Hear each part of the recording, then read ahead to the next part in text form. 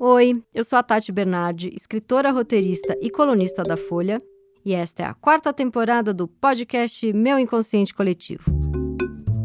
Agora eu resolvi trazer para o divã protagonistas inesquecíveis de livros que foram fundamentais para minha formação como escritora, estudante de psicanálise e também neurótica de carteirinha. Para analisar essas personalidades literárias, eu convidei psicanalistas maravilhosos que toparam a brincadeira. Mas é claro, eu não vou deixar nenhum deles ir embora sem falar um pouquinho de mim.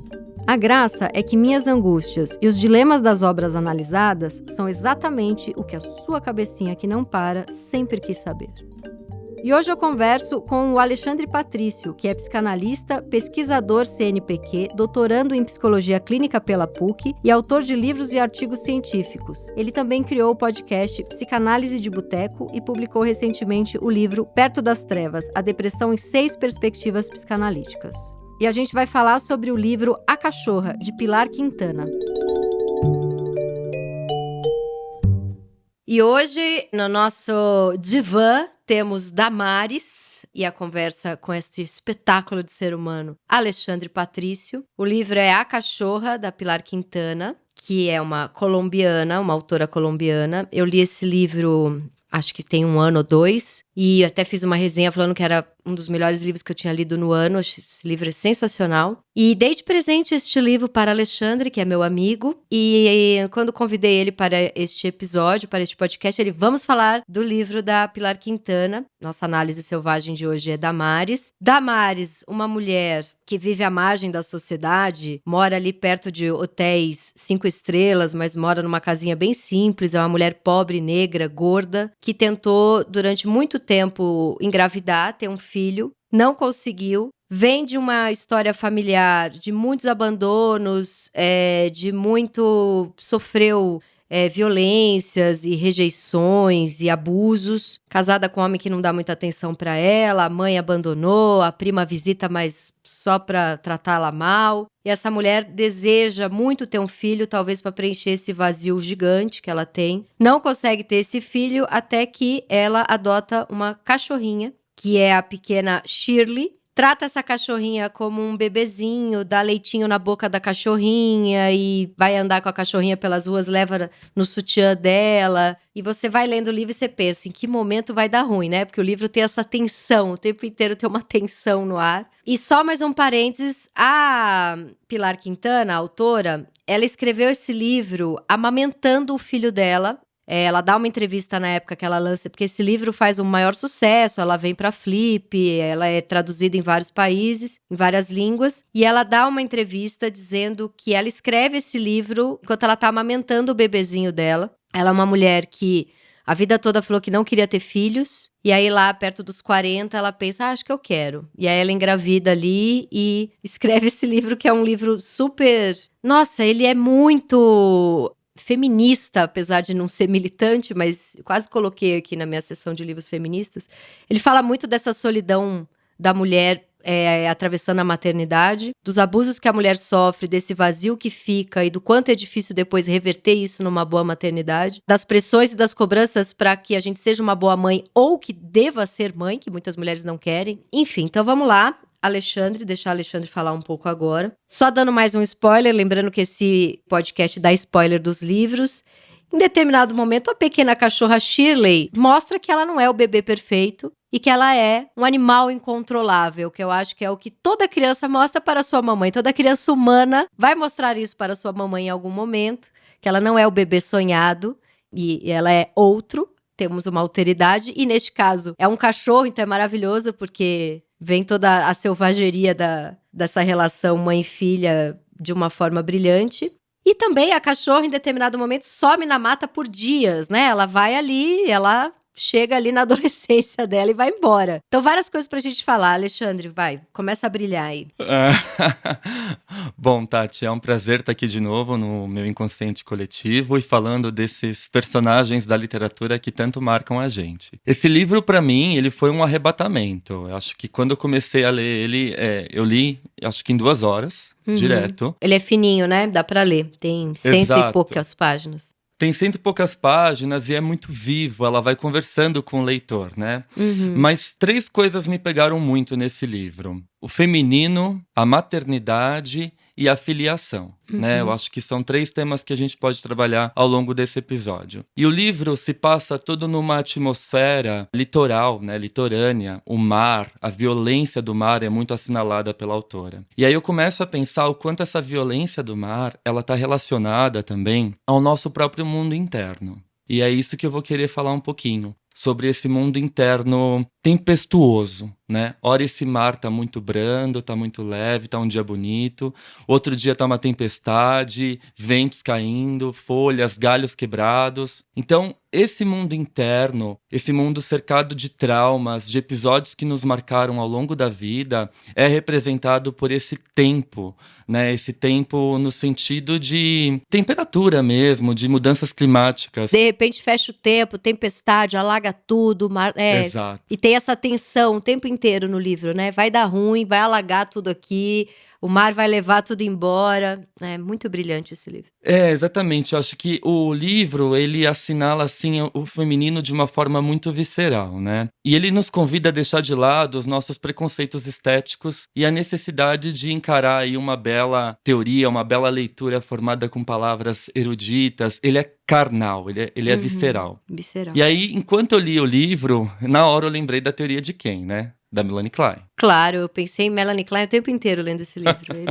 Ela deve ter lido a autora, não é possível. Não é possível, né? Ainda mais que você. Eu não sabia disso, que a Pilar Quintana escreve quando ela estava amamentando, né? Incrível, né? E que raiva, né, de uma pessoa que escreve esse livro tão incrível, amamentando, né? Nossa, fala. E assim, a ligação desse livro com o seio, né? Uhum. Com o seio, porque a Damares, quando pega a cachorrinha, ela coloca dentro do sutiã. Uhum. Né? E isso é muito simbólico. Ela começa a cuidar da cachorrinha como uma filha, alimenta a cachorrinha, nem abriu os olhos ainda, ela vai dando comida no conta-gotas para ela. Ela não tem condições, se endivida para comprar leite, né? Então começa a ter todo um esforço para criar essa cachorrinha, dar o melhor lugar da casa para a cachorrinha, faz uma Uhum. cama, coisa que os outros cachorros não tinham, né? Então ela começa a exercer ali uma maternidade totalmente devotada àquela cachorra, que de repente cresce e fica selvagem, como você bem falou. Uhum. Então, é interessante também que a gente vai falar aí, ali muito desse mundo psíquico, quando a Damares fica revoltada, quando essa cachorra vai embora, e aí a gente tem outras marcações no livro. Quais as marcações que a gente pode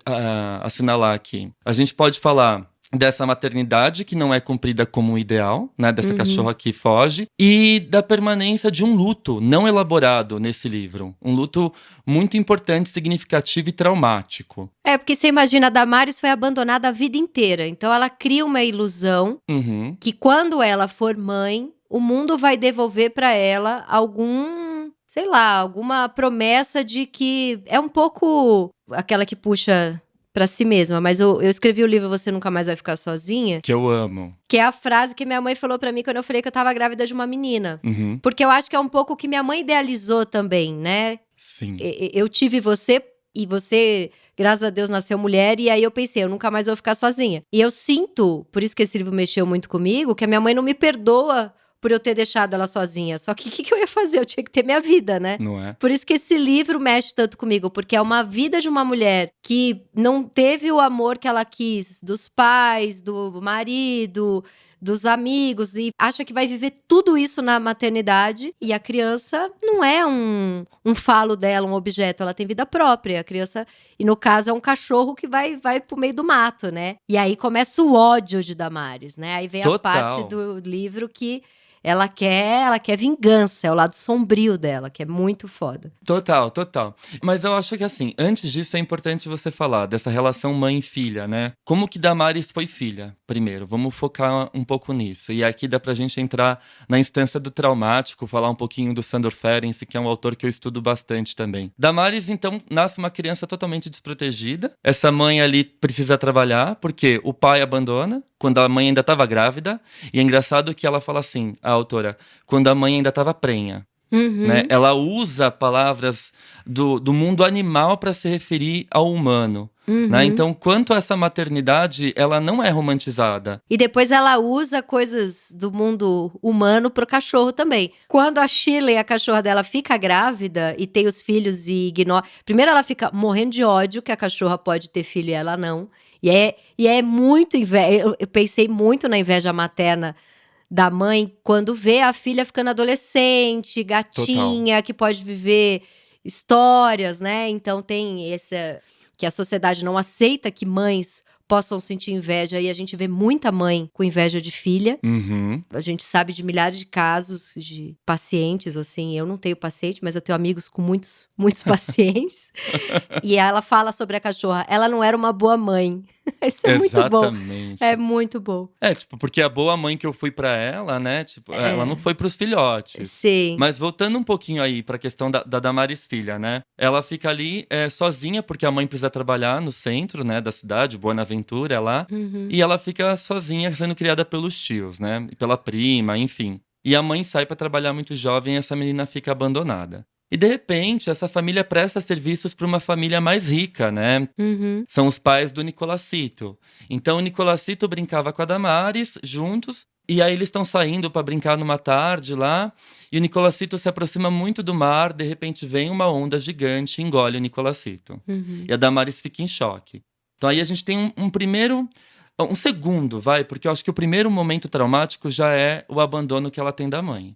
A mãe que tem que sair para sustentar a filha, trabalhar fora e só vem nas festividades. Ela vem na Páscoa, vem no Natal e essa criança fica ali, a Deus dará. Uhum. Então ela começa a ser criada pelos tios na presença desse menino rico aí, que ela brinca com ele. Que tinha tudo. Que tinha tudo, exatamente. E aí ele é engolido pela maré e ela fica em estado de choque e ela chega para contar isso pra tia poder contar pros patrões, que são os Uhum. pais desse menino. E aí sai todo mundo, começa a procurar esse menino no mar, tal, e o mar demora muito para devolver esse corpo. E esse corpo quando vem é um corpo destruído, comido pelos peixes. E enquanto procuravam esse corpo, né, culparam a Damares por isso. Uhum. Uhum. Então o tio fica com tanta fúria dela, com tanta raiva dela, porque como você foi responsável de permitir que Nicolacito fosse até as pedras para ser sugado pelo mar, né? Como você não fez nada? E aí ele pega, todo dia que ele chega do mar procurando o corpo do Nicolacito, ele dá chicotadas nela com um galho de goiabeira, né? Uhum. Nas pernas dela. E a tia, ao invés de proteger a sobrinha, fala assim: quando você estiver apanhando, você relaxa, porque se você ficar tensa,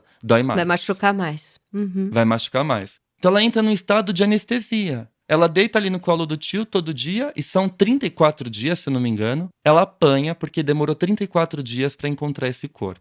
Então o tio chega do mar revoltado e dá o galho de goiabeira nas coxas dela. Então ali a gente pode pensar numa clivagem de um eu, né? Um eu totalmente traumatizado, que o Sandor Ferenczi vai dizer para nós que se cliva perante a experiência traumática. Porque ela tem ali um desmentido. Para quem que ela pode contar que ela está apanhando? E para quem que ela pode contar que ela não é culpada pela morte do Nicolacito, que foi uma tragédia. Ela chegou ali perto do mar e o mar engoliu o menino. Ela não foi culpada. Mas de repente ela começa a introjetar essa culpa como se de fato ela fosse responsável pelo acidente.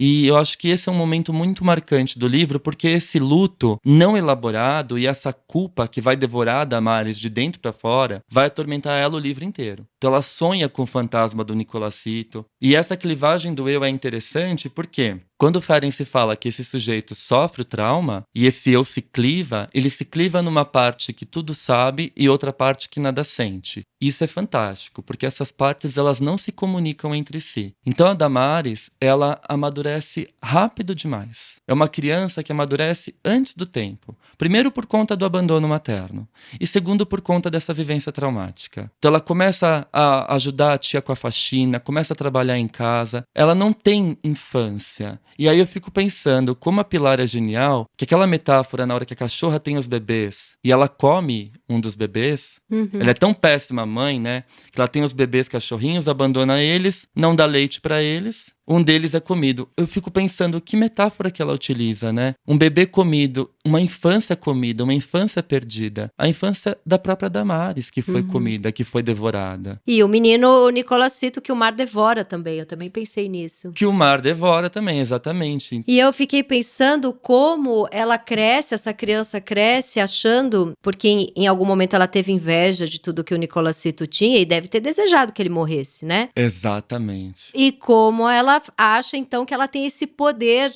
ela pode ter acreditado que o desejo de que ele morresse foi o que fez ele morrer. Então, ela tem esse mar revolto dentro dela que ela tem medo que saia. Então, quando a Exatamente. cachorra vai embora e vai pro mato, e vai justamente pra mata ali onde morreu o Nicolacito, Sim. ao mesmo tempo que ela tem medo de que a cachorra morra igual ele morreu, ela tem medo de matar a cachorra, né? Tem uma hora que ela cansa, né, da cachorra. A cachorra foge sempre, ela fala, que morra, né, que não volte mais. Sim. Já que foi, assim, não foi grata. E aí vem a questão da inveja e gratidão, né? Do Ferenc, a gente pula pra Klein e faz uma costura aí. Essa cachorra não tem gratidão nenhuma pela mãe, né? Pelos cuidados maternos. De novo, é uma reedição do abandono. A Damares sofre o abandono da mãe. E agora ela sofre o abandono da filha. Sim. A filha pra quem ela deu a vida, pra quem ela deu o melhor lugar da casa. Mas isso é muito um clássico de mães que nunca fizeram terapia, né? Do filho, você me abandonou. Como assim eu te abandonei, né? Sei lá, eu tinha 30 anos, né? Isso é um clássico de amigas minhas da minha idade, de amigos meus da minha idade. Sim. Que eu acho que as mães mais modernas tiveram como fazer um pouco mais de terapia, mas as pessoas da minha idade tiveram mães e pais que não fizeram, não tem muito acesso a esses rompantes a esses Total. egoísmos inconscientes Total. E fica essa coisa de que o filho abandonou, né? Sim, sim. E aí é interessante essa revolta que ela conserva pela cachorra, né? Porque quando a cachorra volta, ela não quer saber da cachorra, aí a cachorra foge de novo, aí ela decide dar a cachorra. Olha só, eu me cansei de você, eu vou dar você pra outra pessoa. E é interessante que quando ela larga a cachorra com a outra pessoa, lá, outra mulher do vilarejo, Ximena, né? Eu acho que é o nome da mulher, que é toda barraqueira lá, irresponsável, e deixa a cachorra fugir, a cachorra volta pra ela. Ela demora, mas volta pra ela. Volta com o rabo entre as pernas, né? A Pilar Sim. coloca. E ela fala, não quero saber de você. Você me traiu, você me deixou. Eu cuidei de você. Você sai aí pela mata, volta a prenha, né? Olha o que pior. Para uma mulher que não pode ficar grávida, a filha fica grávida. É a maior né? traição de todas, né? É a maior traição de todas. Você que é um bicho, que é um cachorro, pode ter filho. E o pior, você tem filhos e não valoriza seus filhos. Né? Eu daria tudo para estar no seu lugar. E de repente você é abençoada com essa dádiva de ser mãe e você não valoriza a sua maternidade. E aí a casa dela vai virando uma merda só, porque aquele monte de cachorro cagando a casa inteira. É muito a metáfora do... Você achou que a maternidade ia ser idílica e a sua casa tá inteira cagada, Cagada, né? exatamente. Cagada porque tá bagunçada, cagada porque a criança caga pra cacete, cagada porque quebrou coisa. A maternidade tem muito isso, né? No sábado, 5 da tarde, você fala, que merda que eu fiz, né? E essa casa da Damares com 5 filhotinhos cagando a casa inteira. Exatamente, ela não sabe o que fazer com aquilo, ela fica perdida, ela quer dar o cachorro pra alguém, Sim. enfim. Mas eu acho também que outra coisa legal pra gente assinalar é o lugar do feminino, que eu falei no começo do episódio, né? O quanto esse feminino é objetificado nesse livro. O feminino, ele é um objeto. A Damares é uma coisa, né? Que todo mundo fala, depois dos 40 a mulher seca, então eu sou seca, ela começa a pensar nisso, eu sou seca, não posso ser mãe. Eu tenho mãos pesadas, mãos de homem, mãos de macho, né?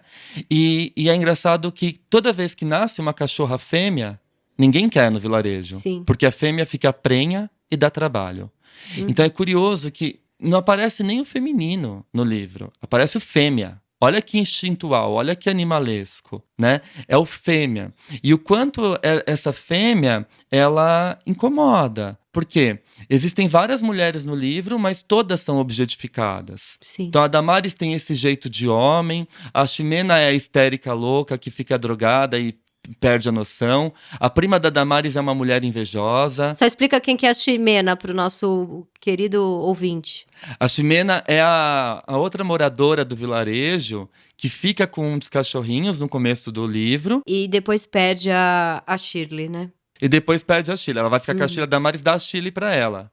Porque no começo do livro ela tem um cachorrinho que morre, né? Sim. Ela acha que os vizinhos envenenaram. E aí depois que a Shirley começa a fugir muito, a Damares fica de saco cheio e vai dar a Shirley pra Ximena. Então fica com ela. Mas a Damares também fica pé da vida porque a Ximena vive uma vida totalmente boêmia, desligada, né? Ela é um pouco mais livre como mulher, né? E aí tem até essa crítica de que uma mulher mais livre é a que perde o filho, é a que não é boa mãe. A própria Damares tem esse machismo dentro dela, né? Exatamente, fala, nossa, que mulher irresponsável, né? Ela tá aí saindo com os homens bebendo, curtindo a vida e não fica com a cachorra foge e vem pra mim, né? Sim. Então, e tem uma hora que ela vai lá toda brava entregar a cachorra, fala, a cachorra é responsabilidade sua, você tem que cuidar dela. Você não sabe ser mãe? E pior é que lendo o livro eu fiquei com ódio da Ximena. Por quê? Me Essa mulher conta. foi dar e perdeu o cachorro, desgraçada. E eu pensando, por que que eu tô sentindo isso lendo esse livro? Olha Baixou só. um macho de vilarejo em mim. Exato, mas baixou um Rogério, né? Que é Baixou um o. Rogério, o marido da Maris. E é muito interessante como é tudo úmido ali, e ela é seca, Aham. vida seca, afetos secos. É o tempo inteiro essa dualidade, né? Que tem a ver com essa experiência traumática, né, Tati, que eu falei. Quando ela começa a apanhar ali anestesiada e esse eu dela cliva numa parte que tudo sabe e outra que nada sente, o que que é o nada sente? Dessa criança que tem que amadurecer rapidamente? Essa secura. Uhum, Ela fica seca de afetos, seca de sentimento. Ela começa a sensibilizar mais quando ela tem a cachorrinha. sim, Até no casamento dela com o Rogério, ela é seca. Eles sim. têm relações, daí depois dorme cada um para um lado, não tem troca de carinho, ela não sabe demonstrar afeto. Por quê? É uma criança que teve que amadurecer antes do tempo, que o Ferenc vai chamar de fruto bicado. Fruto bicado ele amadurece antes do tempo, mas ele fica maduro por fora e podre por dentro. Uhum. Isso é muito bonito, né? Isso é muito bonito. Se a gente parar pra pensar o quanto esse podre por dentro, esse mundo cheio de ressentimento, toma conta da Damares. Sabe uma coisa que eu sempre penso, quando tem um monte de criança brincando, tem sempre aquela criança que tem a mesma idade das outras, é muito mais Uhum, madura. E tem sempre uma pessoa desavisada que fala, nossa, o que que esses pais fizeram de tão certo, que essa criança é tão mais madura que pois as é. outras, né? E eu Fizeram penso, o de que tão que esses pais errado. fizeram de tão errado, que a criança de 3, 4 anos ainda não pode pedir um colo porque caiu, é a criança que cai e Tem que se erguer sozinha, levantar sozinha, se virar.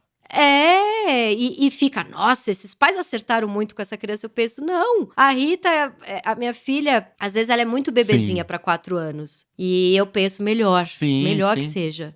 Tá tudo certo. Agarra essa infância aí, Total. tá tudo certo. Então, significa que você tá protegida, cuidada, tá tudo bem. Que a gente não devore essa infância, né? Sim. Eu vejo muito isso também em escola, né? Olha, fulaninho com 7 anos já sabe ler, escrever, fazer conta, olha como é maduro. Aí, quando tá na adolescência, regride total. E você sabe o que que é interessante? Tinha uma coisa, assim, na minha geração, e também do meio que eu venho, né? Que tinha uma corrida, tinha uma pressa de saber se a criança ia vingar.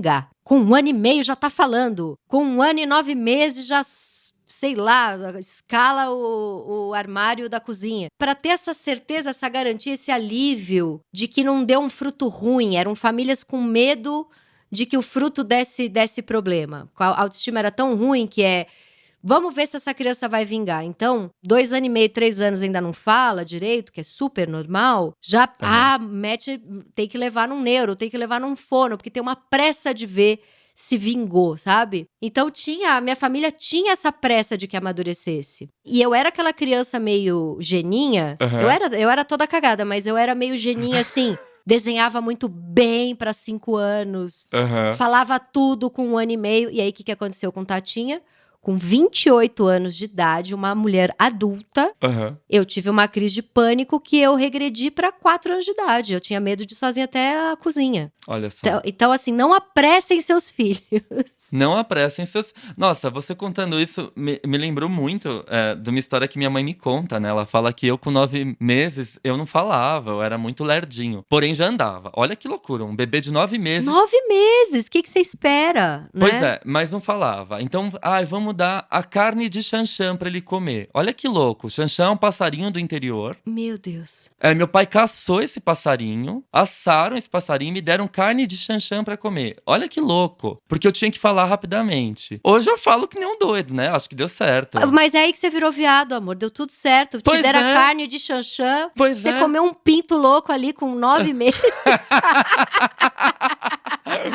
Deu tudo E deu certo. tudo certo. Foi Deu ali. tudo certo. Foi ali, foi ali. Foi Aí, o ó, Xaxã. foi o Xanxã. Foram Sensacional. caçar um pinto de Xanxã pra você. Ai, obrigada, pais do Alê. Por isso que ele é perfeito. Maravilhoso.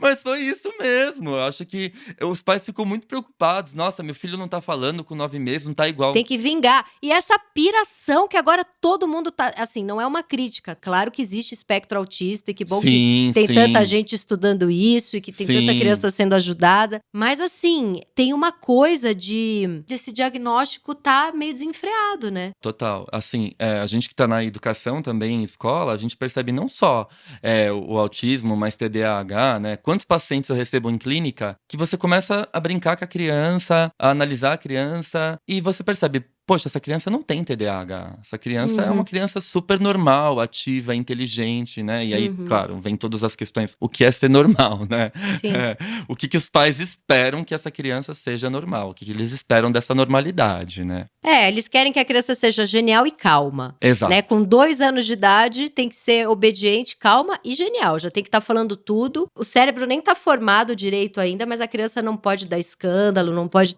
Tem uma figurinha que eu amo, que de vez em quando colocam no Instagram, que é uma É. criança deitada no chão gritando. "Ah!" Aí uma pessoa pergunta: o que está acontecendo com essa criança? E a mãe responde: nada, ela só tem 3 anos. É Perfeito. isso! Perfeito. Perfeito! Eu acho que é justamente isso que a Damares não aceita, né? Que a Uhum, filha cresce, a cachorra cresce, cria a independência dela e ela quer controlar essa filha adolescente, mas ela é tudo aquilo que a Damares não pôde ser. Porque a gente uhum. também não pode esquecer de um terceiro episódio traumático, Tati, que eu acho importante a gente Que ela não resgatar. pôde ser criança, né? Além de não ser criança, quando ela vai fazer 15 anos, que é a passagem ao rito, né, da infância para adolescência, a festa ali de 15 anos, e a família estava bem financeiramente naquela época, a mãe da Damares morre com uma bala perdida. É verdade, sim. Então, assim, cancela a festa de 15 anos, cancela a adolescência. Pum, parou o Uhum. desenvolvimento. Cancelou tudo, cancelaram a infância dela, a adolescência dela. Então, assim, como que eu vou tolerar uma alma livre, adolescente, que Uhum, sai, fica grávida, volta, não quer saber dos filhos?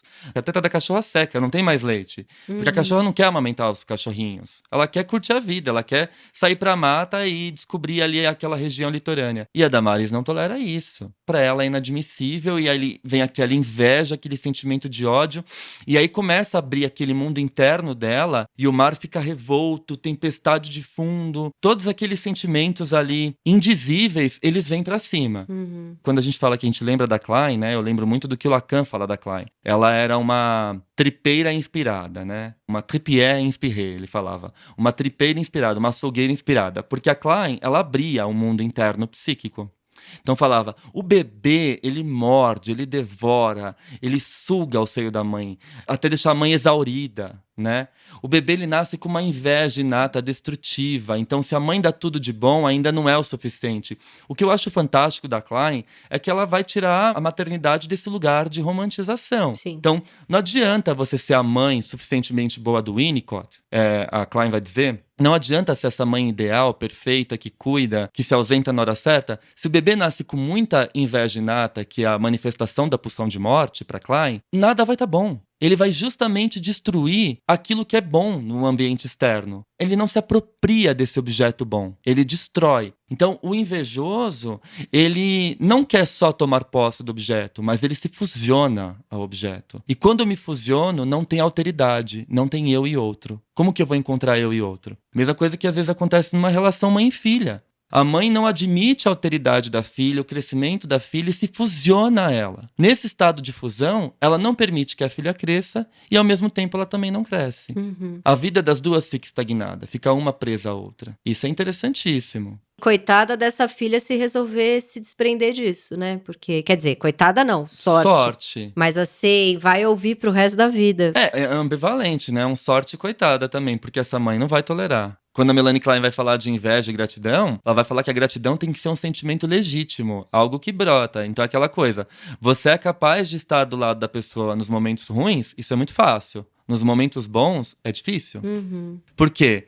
Você celebrar a conquista do outro, a felicidade do outro, a liberdade do outro, é algo que te incomoda muito. Uhum. Então a Damares, ela não consegue fazer isso com a cachorra. A cachorra cresce, curte a vida dela, tal, e ela fica revoltadíssima.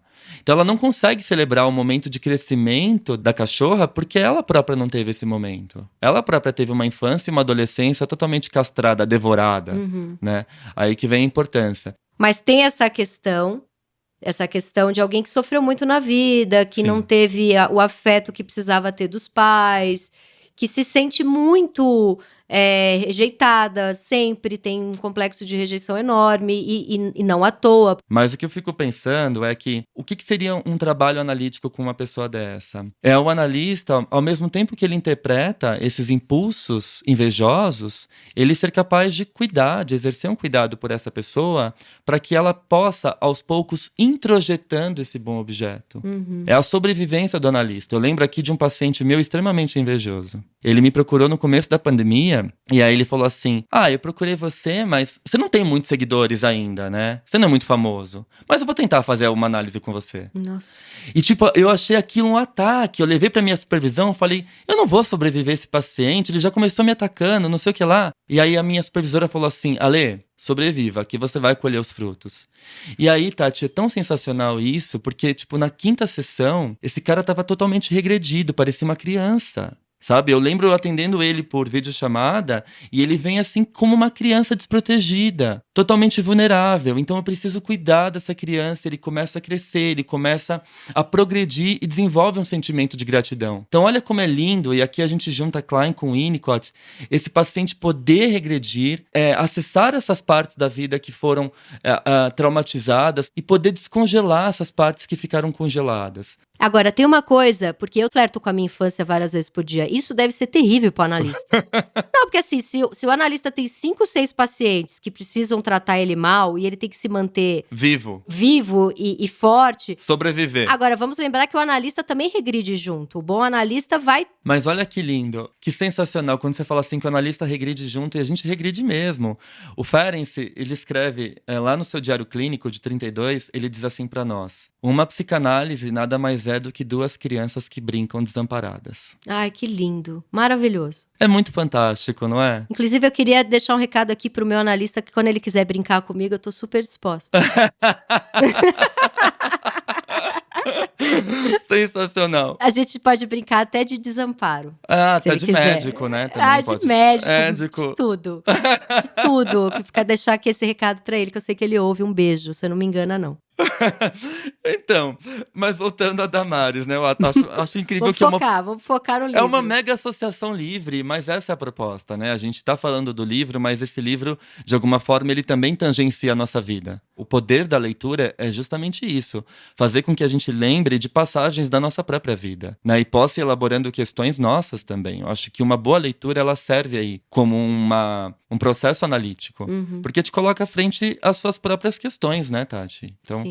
Esse exercício de associação livre que a gente está fazendo é muito rico. Sim. Bom, eu penso muito nesse superego tirânico que a Damares tem com ela. Em que sentido eu tô te falando isso, né? Ela introjetou esse tio que bate nela, né? Total. A lei é a violência. A lei é a violência. Então, é um superego tirânico que, vamos lembrar que ao mesmo tempo que ela tem toda essa agressividade, essa destrutividade pela cachorra, pela liberdade, por essas mulheres mais independentes que intimidam ela, que incomodam ela, toda essa agressividade, essa destrutividade que é projetada para fora, ela retorna para dentro, né? O que a Melanie Klein vai dizer, projeção e introjeção. Todo aquele ódio que eu projeto no mundo retorna para mim, mas uma dose muito maior. Então, a Damares, tem uma hora que ela tá totalmente persecutória. Total. Ela acha que estão falando dela, ela acha que estão apontando pro que ela fez. A gente vai dar spoiler, falar o final do livro? Vamos dar spoiler total. Eu só queria, antes de você dar esse spoiler, um parênteses, como é bonito quando ela vai se embrenha ali na mata com uma lanterninha. E eu fiquei pensando como esse é o trabalho de análise, que é a gente tentar mergulhar no nosso inconsciente, que é uma mata fechada, escura, sombria, com uma lanterninha. Ai, Tati, eu vou ter que contar uma coisa pra você da lanterninha, que me deu um puta insight aqui. Isso que eu vou te contar é sensacional. Vai. Eu atendi uma paciente, assim, durante uns 3 anos, uma paciente incrível, teve uma infância muito complicada, enfim. E aí teve uma época que ela tava reformando a casa dela com o marido, eles tinham casado, e não tinham feito nem ligação de luz na casa ainda. E aí ela me ligou que ela estava tendo uma crise de pânico e ansiedade. Eu estava no aeroporto, eu ia tomar um avião, que eu ia dar uma palestra, e eu consegui atender antes de entrar no avião. E aí comecei a conversar com ela e peguei e falei assim: olha, lembra de todo o nosso processo e lembra disso como uma luz que esteja dentro de você te guiando para certos caminhos, né, que te acalme, que te acolha, lembra dos momentos que você passou com a sua mãe, enfim. Entrei ali em questões pessoais dela. Aí ela virou e falou assim: Ale, você não vai acreditar. Eu falei: o quê? A minha casa não tem luz e eu tô aqui cuidando da reforma com uma lanterna na mão. Sensacional, né? Sensacional, que lindo, muito bonito. E ela foi melhorando? Sim, sim, ela foi se acalmando. Eu fico imaginando se eu fosse analista, alguém me ligando É. pra falar que tá com pânico e eu pra entrar no avião. Eu tenho pavor de avião. Eu A pessoa, sei. tô aqui em casa com pânico, eu vou falar: meu amor, pânico tô eu. Eu vou entrar num avião, você fique quieto aí nessa casa, vai dormir, não mexe o saco. Que é isso? Não, eu não podia ser. Ainda não. Talvez um dia. Tá, mas Nossa. vamos falar do spoiler então. Vai, brilha nesse spoiler. Eu acho que o final do livro, assim, eu li com o Felipe, né, meu marido, e psicanalista também, e aí ele falou assim: mano, que final é esse? Como assim? É, Ela foda. ama essa cachorra e ela mata essa cachorra. Ela mata a Ela cachorra. mata a É cachorra, foda. né? A cachorra vai e volta, foge, não sei o que lá, e volta a prenha de novo. Quando volta a prenha, aí que tá. Por que eu te falei do Nicolazito e desse luto que não foi elaborado? Porque o quarto do Nicolazito, ele fica intocável. Uhum. Os donos da casa, ela é a caseira, né? E engraçado que ela é caseira e não ganha nada em troca. Sim, Olha só, como já tem esse superego tirânico introjetado pela culpa da morte do Nicolacito, sim, pela agressão que ela sofre desse tio, então ela acha que ela tem que trabalhar de graça. sim. Eu tenho que limpar essa casa, lavar as cortinas, tudo de graça e não tenho que receber nada em troca. Então ela vai lá, lava as cortinas do Nicolacito, que é a estampa do livro da selva, de uma criança. Sensacional. Isso é sensacional também. A estampa da cortina é o livro da selva. E o que é esse livro da selva? Uma criança que se perde na selva e é criada pelos animais selvagens. Olha isso, Tati. Não, gente, esse livro é pura psicanálise, é brilhante. Que instintual, visceral. Só uma mulher amamentando escreveria. Eu vou me corrigir. Que eu perguntei como que uma mulher amamentando escreve esse livro. E a resposta é: só uma mulher amamentando escreve esse livro. Só uma mulher amamentando. Concordo total. Porque você é muito bicho. Você vai pro corpo total na amamentação. Total. Você vira um animal ali, né? Minha mãe fala assim: nossa, era um inferno amamentar você. Você mordia meu peito, você chorava 3 horas da manhã, 4 horas. Você tinha que dormir na barriga do seu pai pra me dar paz, sabe? Você sabe que a amamentação pra mim foi uma loucura, assim, mas eu amei a amamentação. Porque eu que sou muito mental, ela me forçou a ir pro corpo, né? Não dá tempo de você ser mental. Ainda mais que eu fiz livre demanda até 1 ano e 2 meses. Durante 1 ano e 2 meses, a minha filha mamou 20 vezes por dia na minha teta. Ela tinha uma fome louca, assim. E eu, de propósito, quis engordar pra dar conta. Então eu pedia pra fazer um bolo de aveia com banana. Eu comia um bolo por dia. Eu ganhei 8 quilos na amamentação e a alegria de estar mais gorda, de ter uma pança, porque eu pensava: cara, isso é pra minha filha, assim, sabe? Sim. E é muito louco, porque eu abandonei tudo. Vaidade de não querer ficar com uma barriga, aquela tetona cheia de leite, eu achava. E eu achei fantástico amamentar. A gravidez eu não gostei porque eu tinha muito enjoo. Mas eu vivi essa coisa bicho na amamentação. Mas tinha toda a crise de, putz, e meu mestrado, e minha vida sexual, e tudo, né? Sim.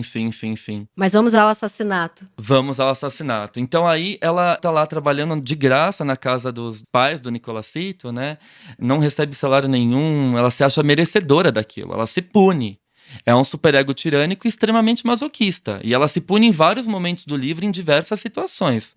Ela se pune já com aquela vida desgraçada que ela leva ali, né? Ela não se acha merecedora de nenhuma felicidade, de nenhum prazer. Então, ela tá ali lavando as cortinas do Nicolazito, que é o do livro da selva, bota pra secar, vai dormir, descansa, toda satisfeita, e nessa cachorra tá fora, tá lá, né? Sumiu. Quando ela acorda de manhã e vai retirar as cortinas do varal, a cachorra devorou as cortinas. Olha só. Devorou as cortinas, sujou, arrastou no barro e estava deitada em cima dessas cortinas, que eram cortinas intocáveis, desse menininho que morreu e que ela não tolerou o luto, não superou o luto desde criança. Esse luto ficou ali indigesto, né? E aí, então, ela olha a cachorra com tanta fúria, ela fala: você ficou fora e quando você vem, você destrói as cortinas do Nicolacito. Né, que tinham que ser intocadas. E a cortina tem tudo isso de contar uma história, né? A narração tá ali no desenho da cortina, mas a cortina também é o que protege de entrar luz.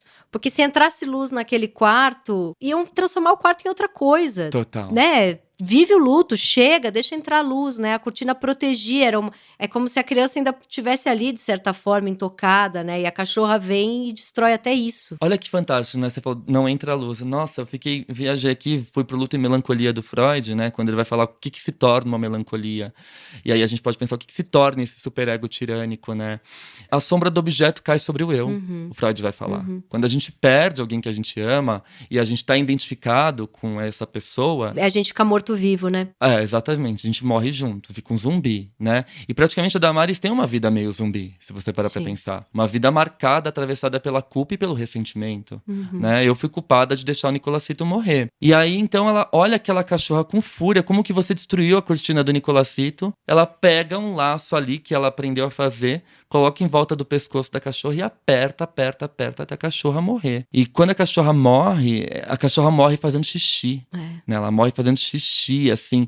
E aquele cheiro de urina forte que pega a Damares, ela fala, esse cheiro tá em mim, eu já me lavei, já lavei o chão, esfreguei. E esse cheiro não sai. Ela fica desesperada, joga o corpo da cachorra no meio da selva para os abutres comerem. E ela fica ali com aquele cheiro impregnado nela e ela acha que todo mundo vai saber que foi ela que matou a cachorra, né? Inclusive a dona, né, a Ximena que ela tinha dado, vai atrás dela, tal, e ela tá lá embaixo no barco, ela fala: "Viu, ela tá vindo atrás de mim, ela veio me pegar". E aí ela foge pro meio da mata. Então, como eu falei para você, esse livro ele flerta o tempo todo com a loucura e a sanidade, né? E o poder mortífero da água. E ele flerta o tempo inteiro com morte e nascimento, porque Morte e assim, isso dela nascimento. ter enforcado, eu pensei no cordão umbilical, que às vezes a criança nasce com isso no Nossa. pescoço.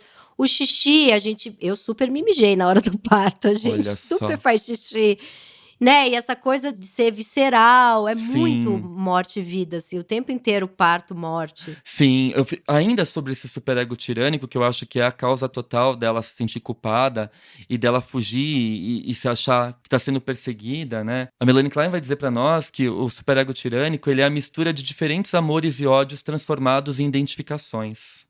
Ele será uma combinação de acontecimentos externos com diferentes interpretações e editados por um eu que suporta mais ou menos a dor, o trauma, a frustração e o abandono. Olha isso, Tati, que Não, é sensacional, foda demais. né? A realidade psíquica ela vai ficando cada vez mais brutal, por um efeito de soma e multiplicação com as feridas do passado, tornando o luto impossível. Perfeito. Ou seja, Ela leu. né? Pilar, não nos engane, você leu tudo isso. Você leu Klein, leu Ferenczi, Freud. Ela não deve ter lido nada, isso que é lindo da literatura. O Freud já falava isso, né? A psicanálise tá ali na literatura muito antes dele descobrir. Não, Clarice é extremamente Sim, psicanálise, ela fala, eu não Dostoiévski, lia nada, sim. né? Dostoiévski, o Sim, Kafka. Kafka, meu Deus, gente, Kafka Nossa, é muito. sensacional. Eu ia falar Hermann Hesse, mas ele lia pra caceta a psicanálise. Sim, sim, esse sim. esse aí até copiava umas falas inteiras do Freud. Total. E aí eu fico pensando, você falou da identificação com o agressor, né? Da introjeção desse agressor que batia nela. Ela vai e reproduz, né? Com a cachorra. Sim. O que ela sofria passivamente, ela reproduz com a cachorra ativamente. Então, toda a dor ela desconta ali na cachorra, né? É a manifestação pura da inveja. De tudo isso que a gente tem dentro de nós, a gente nega, né? Esse amor, esse ódio, esse trauma, essa frustração que a gente não tolera e acaba descontando no outro quando não há elaboração. É um livro sobre esse potencial bestial em todos nós, né? E que no caso Todos dela nós. ali não tem como. Ela não. O mal-estar na civilização não operou muito ali. Ela foi tratada como bicho a vida inteira, ela se comporta como bicho. Uhum, uhum. E é o que eu falei, a gente tem que perder total o senso estético, tanto para ler a Pilar, quanto para ler Melanie Klein, né? E aqui eu queria, como você falou assim, eu acho que esse livro tinha que estar na prateleira dos meus livros feministas. Eu concordo, eu acho que ele tem que estar assim. Ele tá entre. Ele é literatura, livro feminista e livro de psicanálise. Ele é muito tudo, Sim, né? Ele é sim. bem incrível mesmo. E aí eu queria tocar só numa ferida que eu acho importante, né, Tati? Eu acho que você que tá aí na psicanálise sabe o quanto o meio psicanalítico, de alguma forma, também reproduz essa objetificação da mulher, de achar que a mulher não tem o falo, então a mulher é castrada. Quando a gente ainda tem esse sexismo na psicanálise, eu queria meio criticar isso, né? E trazer uma outra questão, uma outra ferida narcísica no meio psicanalítico. Os analistas não leem e não citam Melanie Klein. Verdade. Então, uma mulher genial, brilhante, é tão pouco falada. Embora citada, ela foi paciente do Ferenczi, que era o principal discípulo do Freud por 7 anos. Foi supervisora do Winnicott por 6 anos. O Lacan tem todo um seminário dedicado à análise do caso Dick, A a Melanie Melanie Klein. Klein. E as pessoas não falam e não leem Klein. É verdade, é verdade. E as poucas vezes, tirando o nosso professor que a gente ama, o nosso professor da PUC, que é apaixonado por Melanie Klein, mas as poucas vezes que um homem falou de Melanie Klein é um pouco, mas enfim, aquilo foi superado, ela era meio maluca, eu já ouvi isso, E é né? péssimo, né? É péssimo você trazer uma autora tão genial para essa banalidade, né? A Julia Kristeva, que é uma autora francesa, ela tem uma trilogia chamada O Gênio Feminino. E um desses 3 livros dessa trilogia é dedicado inteiramente a Melanie Klein. Mas eu amo Melanie Klein e comecei a ler por causa do Alfredo e por sua causa. São 2 homens, então nem tudo está perdido. Nem tudo Vou está até ler perdido. mais. É Nem tudo verdade. está É perdido. verdade. Leiam Melanie Klein, Leiam. estudantes de psicanálise que escutam esse podcast. Super, gente, super. É bonito demais mesmo, Lindo. ela é brilhante. É brilhante. E leiam também Françoise Doutor, que é bom demais também. Nossa, François Doutor é sensacional, também super defendo. Ale, você arrasou. Muito Ah, bom. E uma coisa que a gente não falou é que o nome Shirley da cachorra era o nome que ela queria dar pra filha, se ela tivesse tido uma filha. é o nome que ela queria dar pra filha. E é engraçado que é o nome, quando ela era criança, a Miss Colômbia foi a Shirley. É verdade. Ela fala isso, né? E ela ficava olhando as revistas, né, com a foto da Miss Colômbia, Shirley, toda poderosa, bonita, e ficava sonhando com aquela Miss Colômbia. E quando ela tivesse uma filha, ela ia dar o nome. A Miss Colômbia era Shirley, e ela ia dar o nome de Shirley. Né? Ela fala Shirley. Shirley, a cachorra é Shirley. Eu acho tão bonitinho. É muito bonitinho. Né? Porque é o jeito dela falar, super simples, né? Daquela aldeia. Eu fiquei o tempo inteiro querendo ser mãe da Damares lendo esse livro. Nossa, eu também, Tati. Eu confesso, eu também. É uma criança ali, não conseguiu, né? Não, gente, imagina, você ser abandonado pela mãe que tem que trabalhar fora. De repente você perde sua mãe por uma bala perdida aos 15 anos de idade. E Tati, outro ponto importante que eu acho que não pode passar batido. O quanto a Damares, ela é um personagem real.